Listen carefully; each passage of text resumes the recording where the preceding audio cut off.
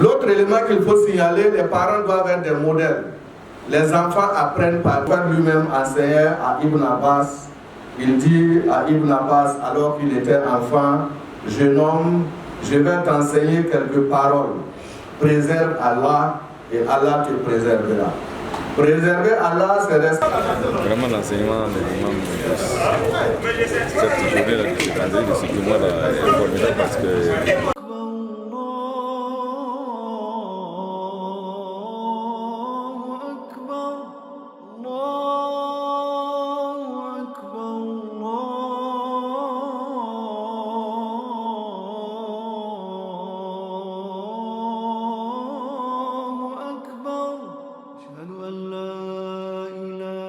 نحمده ونستعينه ونعوذ بالله من شرور انفسنا وسيئات اعمالنا من يهده الله فلا مضل له ومن يضلل فلا هادي له اشهد ان لا اله الا الله وحده لا شريك له واشهد ان محمدا عبده ورسوله يا ايها الذين امنوا اتقوا الله حق تقاته ولا تموتن الا وانتم مسلمون يا ايها الناس اتقوا ربكم الذي خلقكم من نفس واحدة وخلق منهما رجالا كثيرا ونساء واتقوا الله الذي تساءلون به والأرحام إن الله كان عليكم رقيبا يا أيها الذين آمنوا اتقوا الله وقولوا قولا سديدا يصلح لكم أعمالكم ويغفر لكم ذنوبكم ومن يطع الله ورسوله فقد فاز فوزا عظيما. Alhamdulillah Rabbil Alamin, chers frères et sœurs en Dieu, louange à Allah, Seigneur des mondes, nous le louons, nous l'implorons son aide et son pardon, nous cherchons refuge auprès de lui contre le mal de nos âmes et de nos mauvaises actions. Qu'Allah bénisse et accorde la paix à notre prophète Mohammed sallallahu alayhi wa sallam, à sa famille, à ses compagnons et à tous ceux qui emboîteront leur pas jusqu'au jour du jugement dernier, face à Allah, que nous soyons parmi ceux-là. Chers frères et sœurs en Dieu, je m'exhorte et je vous exhorte à la crainte de Dieu. Le thème de ce sermon est l'éducation musulmane et la responsabilité des parents. Retenons que l'éducation est une obligation religieuse et une mission sacrée confiée aux familles dans un contexte surtout de défis, où nombreux sont les défis marqués par les influences diverses sur le comportement humain. Il me paraît essentiel de nous rappeler cette obligation qui est finalement un acte essentiel pour notre survie en tant que musulmans. La première des choses à mentionner est la nécessité pour les parents de prendre conscience, d'assumer pleinement leurs responsabilités vis-à-vis de l'éducation de leurs enfants. Le prophète sallallahu alayhi wa sallam dit à ce propos, Kullukum ra'in wa kullukum mas'ulun an ra'iyatihi.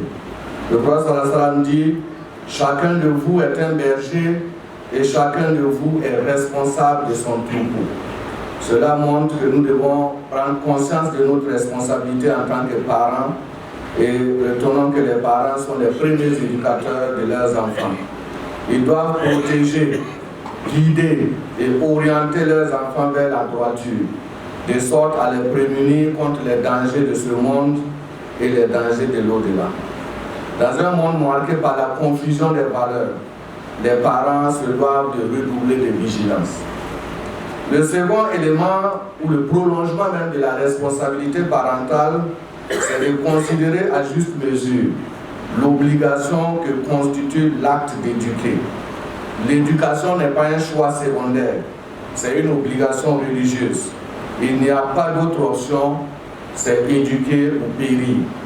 L'éducation, donc, à ce propos, Allah nous dit dans le Saint-Coran,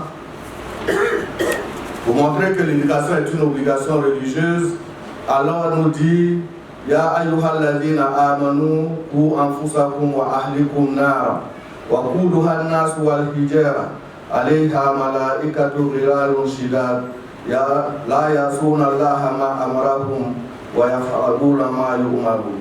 Dieu nous dit dans le Saint-Coran, ô vous qui avez cru, préservez vos personnes et vos familles d'un feu dont le combustible seront les gens et les pierres. Cela montre que l'éducation est non seulement importante pour la progéniture, mais la bonne éducation accordée aux enfants protège aussi le responsable de famille. Cela implique de donner à nos enfants une éducation religieuse solide. Et cela montre que l'éducation est une obligation qui nous est imposée sans option. Elle inclut la foi, la prière, la morale et le savoir utile. L'imam Ghazali, que Dieu soit satisfait de lui, insistait sur le fait que l'éducation religieuse est une dette que les parents doivent à leurs enfants au même titre que la nourriture et l'habillement. Dans un contexte où les musulmans sont parfois marginalisés, confrontés à des crises sociales et économiques, l'éducation doit devenir pour nous comme un rempart contre la perte de notre identité. Et cela implique aussi que les musulmans doivent veiller à la transmission des valeurs islamiques. Et la transmission des valeurs islamiques passe d'abord nécessairement par les parents avant que l'école ne prenne la relève. Les parents doivent donc transmettre la foi, la prière et les bonnes habitudes. Le prophète sallallahu alayhi wa sallam à propos a dit « Instruisez vos enfants à la prière dès l'âge de 7 ans ». Les parents doivent donc indiquer les valeurs, doivent inculquer les valeurs islamiques, respect, honnêteté, pudeur, solidarité, amour du Coran et de la Sunna. Le prophète lui-même enseignait à Ibn Abbas, il dit à Ibn Abbas alors qu'il était enfant, « Jeune homme, je vais t'enseigner quelques paroles. Préserve Allah et Allah te préservera. » Préserver Allah, c'est respecter ce que Allah a dit. C'est exprimer sa gratitude vis-à-vis de lui pour les bienfaits qu'il nous a accordés. Donc en tant que musulmans, nous devons commencer très tôt à parler à nos enfants de la reconnaissance qu'ils doivent au Seigneur des mondes. Aujourd'hui, face aux influences négatives des médias et de certaines idéologies, il est vital de renforcer la transmission des valeurs islamiques pour préserver la foi de nos enfants. Et comme la transmission des valeurs va au-delà aussi de la contribution des parents, il arrive que l'école puisse prendre le relais. L'éducation ne se limite pas donc à la religion, elle inclut aussi le savoir profane. Il faut donc veiller au suivi scolaire. Le prophète sallallahu alayhi wa sallam nous dit à ce propos, la recherche de la science est une obligation pour tout musulman. Hadith rapporté par Ibn Majah. Les parents doivent donc accompagner leurs enfants dans leurs études, surveiller leur fréquentation et leur comportement. Dans un contexte où l'accès à une éducation de qualité est parfois difficile, il est nécessaire de soutenir les enfants pour qu'ils ne soient pas laissés pour compte. Nous avons besoin des écoles pour nos enfants. Nous nous souvenons encore, il y a une vingtaine d'années, l'imam Thiego et son équipe du journal L'Appel interpellaient les musulmans à 30 ans dans un article qui a fait couler beaucoup d'encre en demandant aux musulmans de Burkina où sont vos écoles, où sont vos hôpitaux, où sont vos centres sociaux. Plus de 20 ans après, nous pouvons dire alhamdulillah. Aujourd'hui, les musulmans ont des écoles, ils ont des hôpitaux, ils ont des centres sociaux. Mais est-ce que nos écoles répondent réellement aux attentes de la communauté islamique et des autorités du pays? C'est la question qu'il faut se poser. Notre école doit être une école qui soit fondée sur 3 éléments de mon point de vue. Le premier, c'est la gratitude.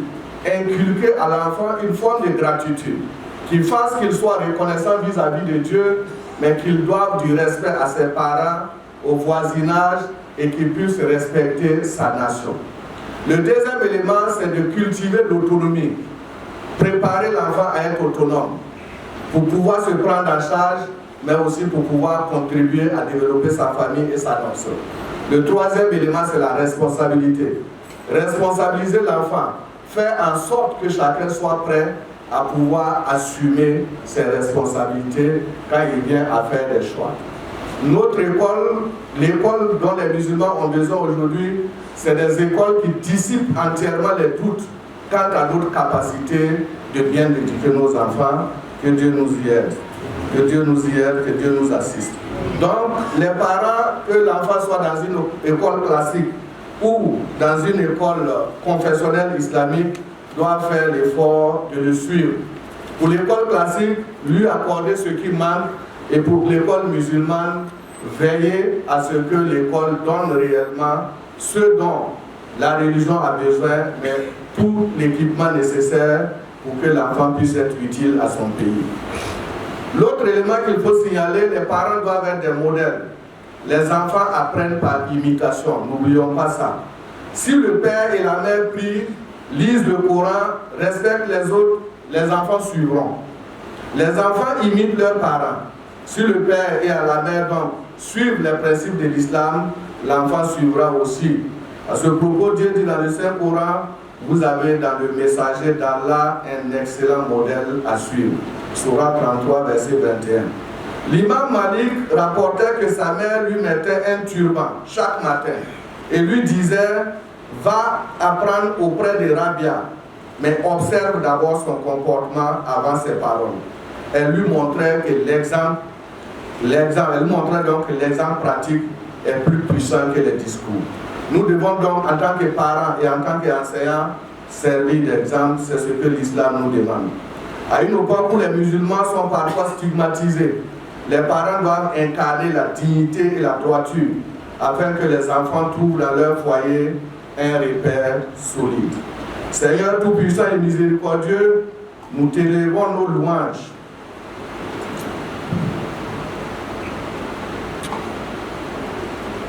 Nous t'élevons nos louanges pour la lumière de tes paroles qui ont éclairé nos cœurs.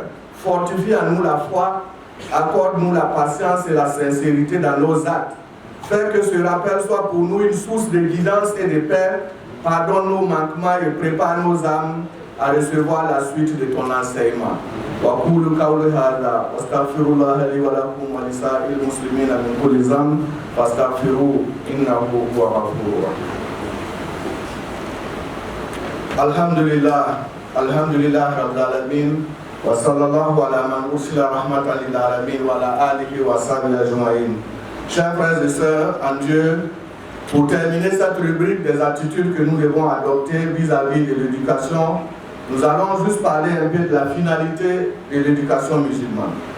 La finalité de l'éducation n'est pas seulement la réussite scolaire ou professionnelle, mais c'est surtout la réussite spirituelle et morale.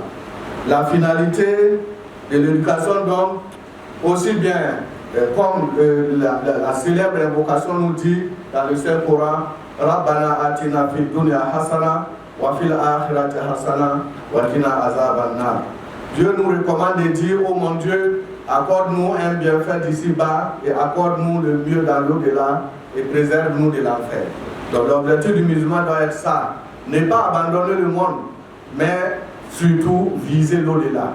Et le professeur Salam Rachiri en nous disant, travaillez ici-bas comme si vous n'allez jamais mourir, mais cherchez l'au-delà comme si vous allez mourir à l'instant. Le professeur Salam dit, lorsque le fils d'Adam meurt, ses œuvres s'arrêtent, sauf trois. Une aumône continue, une science utile, n'est-ce pas, ou un enfant pieux qui prie pour lui. Ainsi, l'éducation prépare une génération pieuse qui sera une source de bénédiction pour ses parents et pour la communauté. Ça nous dit donc que si un enfant pieux doit penser à prier pour son père, celui qui a plus de moyens et qui a aussi reçu une réussite sur la terre, s'il est bien éduqué, il fera encore davantage. Il ne se contentera pas d'invocation, mais il va nourrir des gens au nom de ses parents défunts. Il va soutenir les autres au nom de ses parents défunts. Donc nous devons travailler pour que les enfants aient le succès ici-bas, mais pour que surtout, dans leurs actions, ils visent la satisfaction de leur Seigneur. Ainsi, l'éducation prépare une génération, comme nous l'avons dit. Dans un contexte de crise, de guerre, de pauvreté, de perte de repères, l'éducation islamique est une lumière qui guide vers la stabilité et la paix intérieure. Former les enfants pieux qui invoqueront pour leur père après leur mort. Lorsque le fils d'Adam donc meurt, nous avons cité ce que les actions qui continuent d'être comptées pour lui.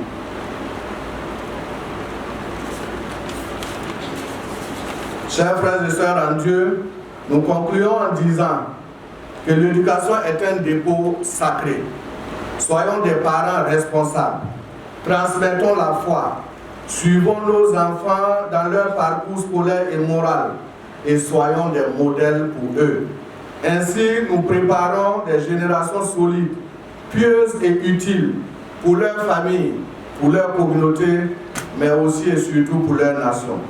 En somme, il s'agira de commencer tôt, inculquer la foi et les bonnes habitudes dès l'enfance. N'attendons pas, car l'éducation n'attend pas.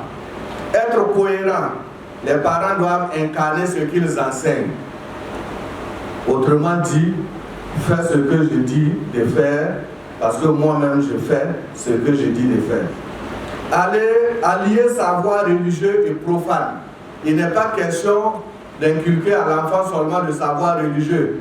Mais comme nous l'avons dit, vous devez lui inculquer la capacité d'être autonome, d'être responsable, pour se débrouiller, pour s'en sortir lui-même, mais aussi aider ceux qui auront besoin de lui. Il faut donc former des enfants pieux et compétents. Surveiller et accompagner. Il faut suivre les fréquentations, les études et le comportement, source de lumière pour ce monde et pour l'au-delà. qu'Allah nous aide donc à remplir ce devoir, qu'il bénisse nos enfants et fasse de leur éducation une source de lumière pour ce monde et pour l'au-delà. Oh Allah, aide-nous à remplir notre responsabilité envers nos enfants. Oh Allah, fais de nous des enfants, accorde-nous des enfants croyants et pieux, des enfants utiles et des serviteurs sincères. Oh Allah, protège nos familles des tentations et des épreuves de ce monde. Oh Allah, accorde à la communauté islamique la force de préserver sa foi malgré les difficultés. Oh Allah, bénis nos enfants, nos foyers, fais de leur éducation une source de lumière pour ce monde, pour l'au-delà. Alhamdulillah Rabbil Alamin, que Dieu nous aide, que Dieu nous assiste, qu'il nous dirige sur le droit chemin. Inna Allaha wa malaikatahu yusalluna ala nabiyya ayyuhalladhina amanu sallu alayhi wa sallam taslima sallallahu alayhi wa ala alihi wa sallam tasliman katsira. Rabbana atina fid dunya hasanatan wa fil akhirati hasanatan wa qina adhabannar. Rabbana la tuzigh qulubana ba'da idh hadaytana wa hab lana min ladunka rahmatan innaka antal wahhab. Allahumma atina aqibatana fil umuri kulliha wa ajirna min khizyi dunya wa azabil akhirah. La ilaha illa anta subhanaka inna kunna minaz zalimin. Allahumma alimna ma yanfa'una wanfa'na bima 'allamtana wa zidna ilman. Allahumma ya mu'allima Ibrahim alimna wa ya mufahhima Sulaiman fahimna. Allahumma salli wa sallim wa barik ala sayyidina Muhammadin wa ala alihi wa sallam tasliman katsira. Allahumma salli ala sayyidina Muhammadin nabiyyi ummi wa ala alihi wa sallam tasliman katsira. Inna Allaha ya'murukum bil 'adli wal ihsan wa ita'i dhil qurba wa yanha 'anil fahsha'i wal munkar wal baghi ya'izukum la'allakum tadhakkarun. Allahumma salli wa sallim wa barik ala sayyidina Muhammadin wa ala alihi wa sallam tasliman katsira. Subhana rabbika rabbil izzati amma yasifun wa salamun ala al mursalin walhamdulillahi rabbil alamin.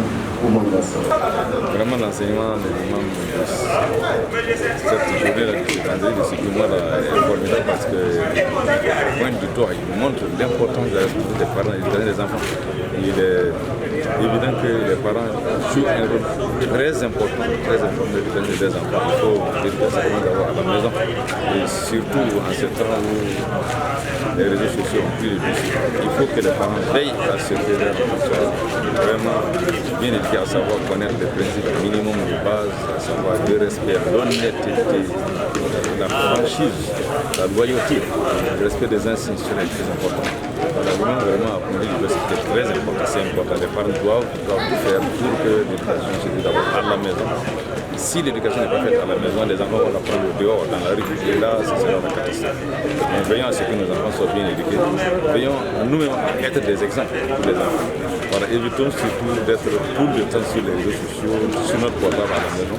On ne devrait pas trouver une famille musulmane où le papa est sur son téléphone, son téléphone, les enfants sur le téléphone, les enfants sur son téléphone. La famille doit être un lieu de trouver des membres de la famille, bien sûr, des échanges. Il faut un temps pour éduquer les enfants là, loin des caméras, loin des réseaux sociaux. Merci.